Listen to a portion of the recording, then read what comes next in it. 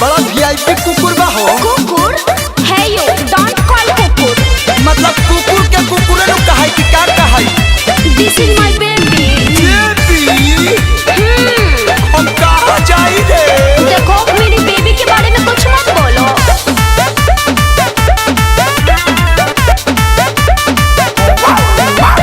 मानेलू भतार खानी बाबू बाबू कहेलू आ कुकुर के लेके या कबारी सटल रहेलू। शट अप, ज्यादा मत बोलो। मानेलू भतार खानी बाबू बाबू कहेलू आ कुकुर के लेके या कबारी सटल रहेलू। दोनों टाइम तू थोपी लाती हूँ बेबी को बोलबा त फूटब यही जे हाँ यही जे। उसको पिलाती हो दूध और हमसे करती हो युद्ध। का? प्रभु जी आ गले जानम मोहे कुकुरे ही कीजे। प्रभु जी आ गले जानम मोहे कुकुरे ही कीजे। साफ बेवकूफ हो क्या?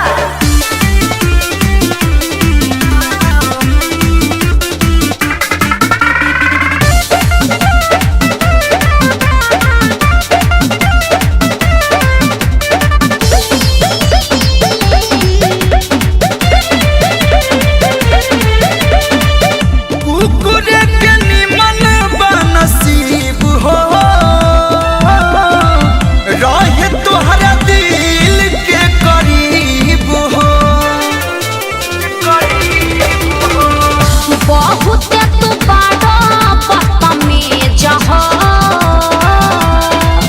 करताड़ा बात भी अजीब हो। हम कहाँ जाई रे? एको न बचाती बोलला जया के छोड़ब न एको नतीजे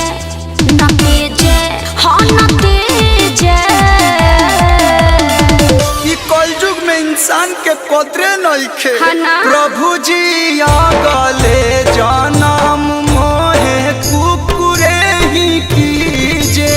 चुप रहो। प्रभु जी आ गले जानम मोहे कुकुरे ही कीजे। देखो ज्यादा परेशान मत करो।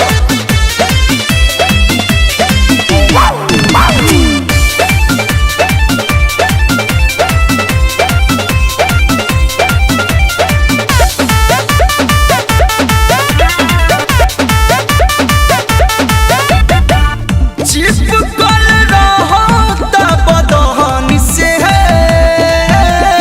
क्या? खेलत मरत वाला धन से। ज्यादा चलो ना। मैं जुठिया के रख दिले बा। सोनू सुधा कर रहा हो समय लोला कुछ बात बरवसान से। चुप नहीं रहबा कलू से कहबा देही पर बजा दी है डीजे हाँ हाँ डीजे। ओए दीवाना के कुर्ता लोरवे से पगला आता है भीजे। का? प्रभु जी आ गले जानम मोहे कुकुरे ही कीजे। ऐसे क्यों बोलते हो? प्रभु जी आ गले जानम मोहे कुकुरे ही कीजे। ए सोना हमरो के पाटा पहिरा के घर ले चलो। अजीब हो तुम भी बक।